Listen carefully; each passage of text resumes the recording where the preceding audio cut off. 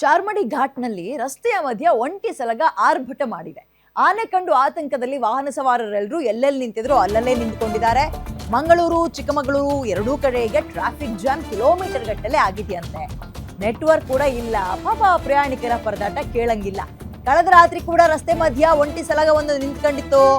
ಆಗ್ಲೂ ಕೂಡ ಗಂಟೆಗಟ್ಟಲೆ traffic jam ಆಗಿತ್ತು. ಈಗ ಮತ್ತೆ ಸುಮಾರು 2 ಕಿಲೋಮೀಟರ್ ಟ್ರಾಫಿಕ್ ಜಾಮ್ ಆಗಿದೆ. ಕೆಲವರು ವಾಹನವನ್ನ ಹಿಂದಿರುಗಿಸ್ಕೊಂಡು ಹೋಗ್ತಾ ಇದ್ದಾರಂತೆ. ಒಂಟಿ ಸಲಗದ ಆರ್ಭಟಕ್ಕೆ ಎಲ್ಲರೂ ನಿಂತಲ್ಲೇ ನಿಂತಿದ್ದಾರೆ.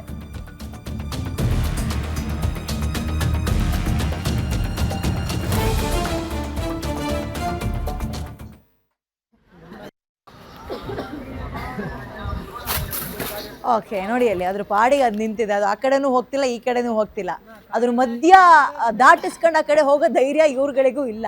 ನಿಂತಲ್ಲೇ ನಿಂತಿದ್ದಾರೆ.